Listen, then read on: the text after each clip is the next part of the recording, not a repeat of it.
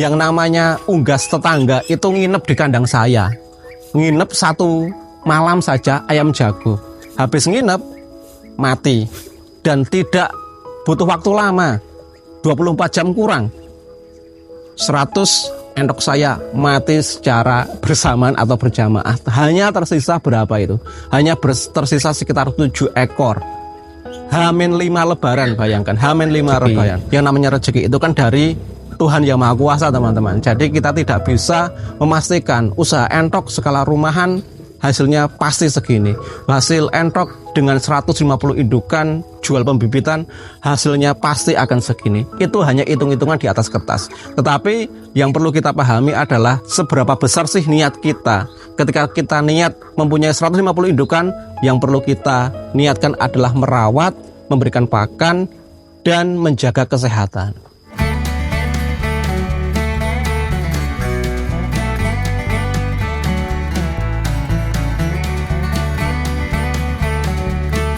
Terkait dengan pengalaman pribadi ya, perjalanan saya memulai beternak entok itu sudah hampir berjalan 2 tahun, teman-teman. Sebenarnya ternak entok itu ternak entok yang mudah, ternak entok yang tidak memerlukan modal yang besar. Tetapi lagi-lagi ambisi kita, ambisi dalam beternak entok itu perlu kita waspadai dari diri kita sendiri. Perjalanan saya beternak entok 1 tahun yang lalu lokal dan Rambon. Masih jenisnya masih acrok ya, campur seperti itu dengan pakan alternatif, karena saya menggunakan pakan alternatif yang dari awal beternak entok menggunakan gedebok pisang baik segar maupun difermentasi. Perjalanan sudah mulai banyak nih, ternakan entok berjalan 7 bulan, tidak pernah saya jual, teman-teman. Target saya penjualan 1 tahun sekali, yaitu di Lebaran Idul Fitri. Tapi apa jadinya ketika ternakan entok saya berkeliaran jalan-jalan, tidak ada pagar kandang yang bisa menghalangi ternakan entok kita keluar kandang. Yang namanya unggas tetangga itu nginep di kandang saya. Nginep 1 malam saja ayam jago. Habis nginep mati. Dan tidak butuh waktu lama, 24 jam kurang, 100 endok saya mati secara bersamaan atau berjamaah. Hanya tersisa berapa itu? Hanya tersisa sekitar 7 ekor. H-5 lebaran, bayangkan, H-5 lebaran. Kalau tidak mempunyai mental yang cukup kuat, ya pasti akan frustasi dan sudahlah berhenti beternak entok. Tetapi dari kesalahan saya, lambat laun saya memperbaiki ya terkait dengan kandang. Kandang sekarang sudah tertutup rapat, adanya kolam, pakan tersedia, sehingga entok saya itu tidak jalan-jalan keluar, teman-teman. Hanya di dalam kandang.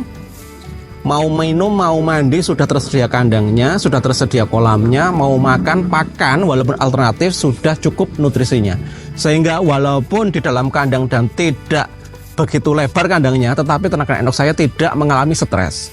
Nah, berjalan 5 bulan pertama, saya putuskan untuk mengganti nih ternakan entok dari Rambon ke Jumbo.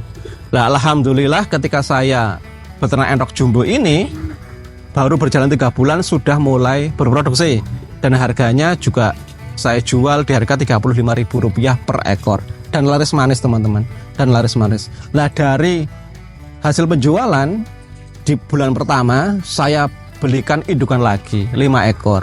Jadi awalnya saya beli entok Jumbo 5 ekor, habis produksi anakannya saya jual semua, terus saya belikan lagi separuh ya untuk indukan, dapat 5 ekor lagi, karena 1 ekor indukan itu menetas sekitar 17 anakan dari 18 butir dan 15. Ada beberapa indukan yang mengeramnya sama sehingga menetasnya sama. Jadi total setiap saya menjual sekitar ada 30 ekor, kadang 35 ekor. Nah, hal-hal yang seperti ini perlu kita lakukan. Separuh dijual untuk beli indukan lagi, separuhnya untuk cadangan pembelian pakan. Terus saya lakukan seperti itu, dan saat ini alhamdulillah sudah berjalan hampir 1 tahun ya, tepatnya 9 bulan dari kegagalan saya, kematian akibat virus, itu sudah 9 bulan dan sudah sebanyak ini. Dan ini ada sebagian yang saya jual, teman-teman. Bayangkan kalau tidak saya jual, sudah ratusan, hanya dalam jangka waktu tidak setahun. Jadi dengan hal-hal yang seperti ini, teman-teman, ternakan entok itu sangat mudah ya. dan sangat murah modalnya, tidak membutuhkan modal yang besar. Katakanlah uang 1 juta bisa buat beli indukan dan bisa membuat membeli cadangan pakan untuk 1 kali produksi. Seperti itu. Jadi mental yang pertama, jangan hanya ambisi dan jangan hanya modal yang kita banggakan.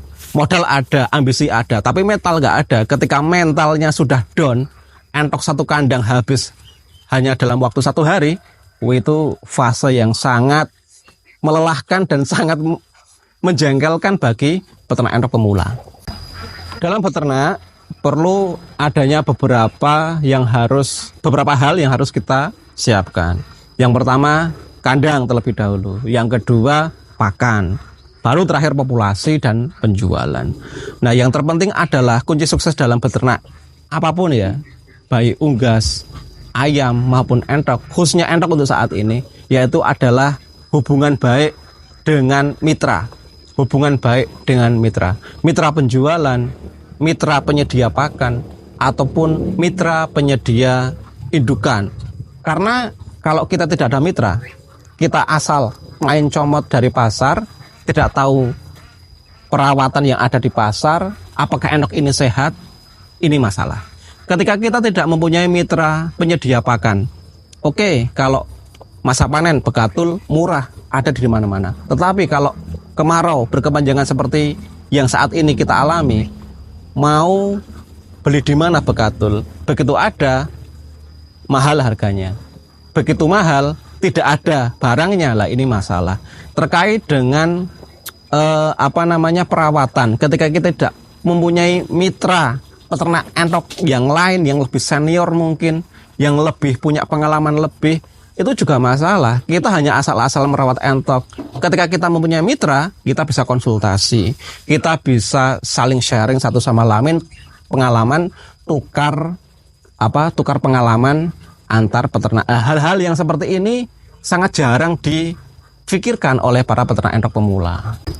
Untuk sukses ya berwirausaha, khususnya para milenial muda lah ya, peternak lanjutan seperti itu yang paling terpenting adalah faktor niat teman-teman. Walaupun hanya entok ya, mungkin entok ini dipandang sebelah mata dan hanya unggas lah, kapasitas tidak terlalu besar dan harganya juga tidak terlalu mahal. Nah, hal-hal yang seperti ini membuat niat kita itu ya tidak sungguh-sungguh untuk menjalankan niat usaha ini. Khususnya untuk para peternak entok pemula, pahami yang namanya niat kita, pahami perawatannya. Karena yang namanya usaha, namanya juga usaha. Kita hanya berusaha. Apa sih yang akan kita dapatkan dari usaha itu? Ya hasil. Hasil ini apakah kita larinya ke hasil sampingan atau hasil utama? Ketika kita menjalani ternak entok dengan yang sampingan, ya skalanya tidak terlalu besar, ya niat kita pasti juga tidak besar juga di usaha tersebut. Tetapi kalau kita nanti niatnya ke usaha utama atau mendapatkan hasil sebagai pokok pendapatan kita, ya pasti kita juga akan sungguh-sungguh dalam menjalankan usaha tersebut. Yang namanya usaha itu kan hanya sebuah lantaran lah untuk mendatangkan rezeki. Yang namanya rezeki itu kan dari Tuhan Yang Maha Kuasa teman-teman. Jadi kita tidak bisa memastikan usaha entok skala rumahan hasilnya pasti segini. Hasil entok dengan 150 indukan jual pembibitan hasilnya pasti akan segini. Itu hanya hitung-hitungan di atas kertas. Tetapi yang perlu kita pahami adalah seberapa besar sih niat kita. Ketika kita niat mempunyai 150 indukan, yang perlu kita niatkan adalah merawat, memberikan pakan, dan menjaga kesehatan.